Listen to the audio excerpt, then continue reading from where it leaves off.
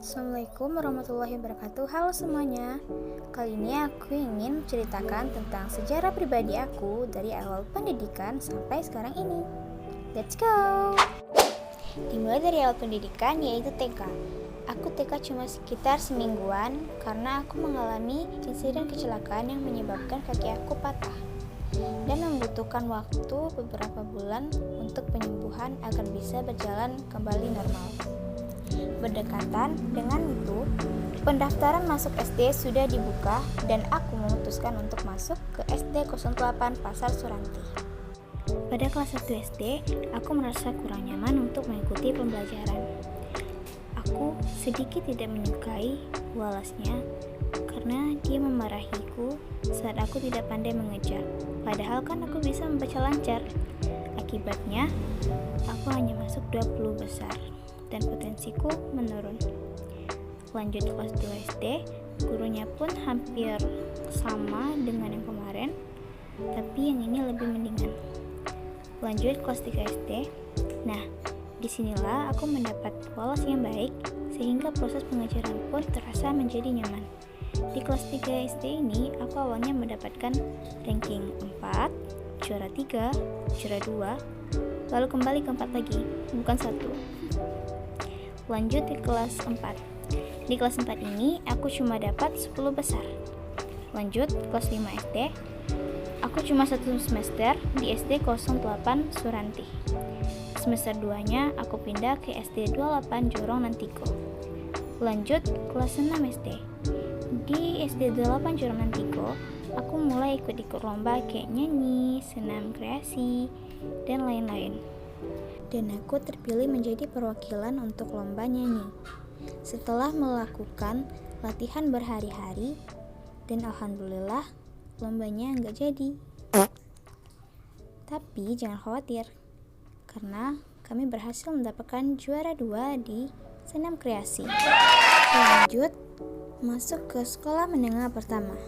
Aku masuk SMP 03 Batang Kapas. Pas kelas 7, saat MOS, aku terpilih menjadi siswa terbaik, mendapatkan teman yang baik, dan kami sama-sama masuk ke lokal unggul yaitu 7A. Di kelas 7 ini, aku menjadi juara 3 berturut-turut.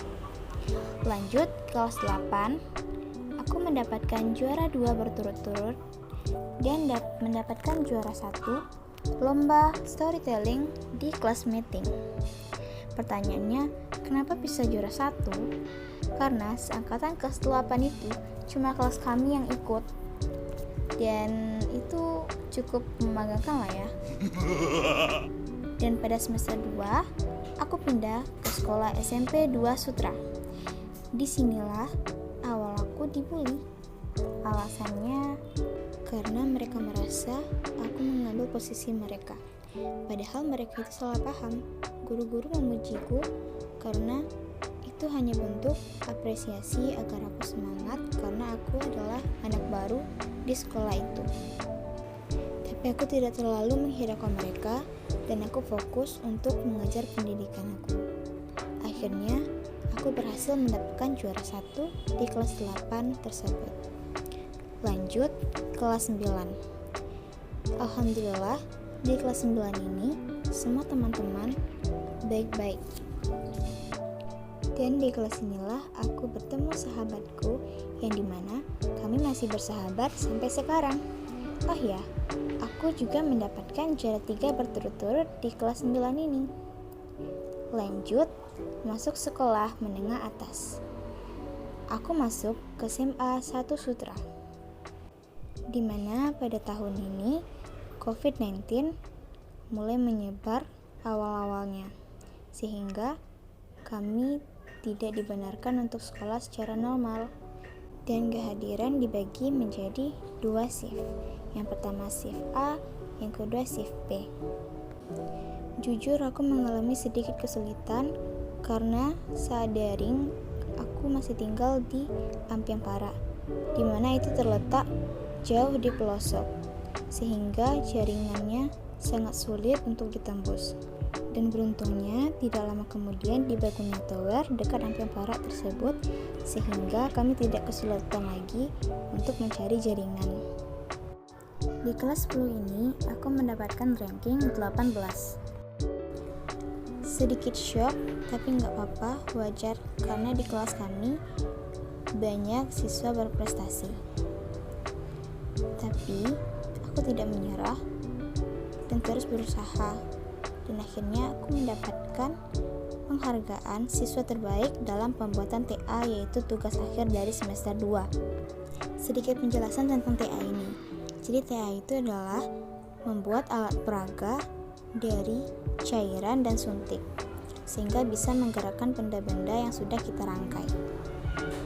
Dan di sini kami tidak hanya membuat alat peraga tersebut, kami juga membuat yel-yel, juga modul untuk disidangkan, seumpama simulasi untuk perkuliahan.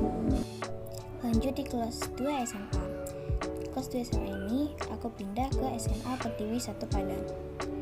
Awalnya aku tidak mengenal siapapun, aku hanya mengenal April dan Prima. Karena sistem yang masih persif menyulitkan aku untuk mengenal teman-teman yang lainnya. Dan di kelas 3 inilah aku baru mengenal teman-teman semuanya. Terima kasih.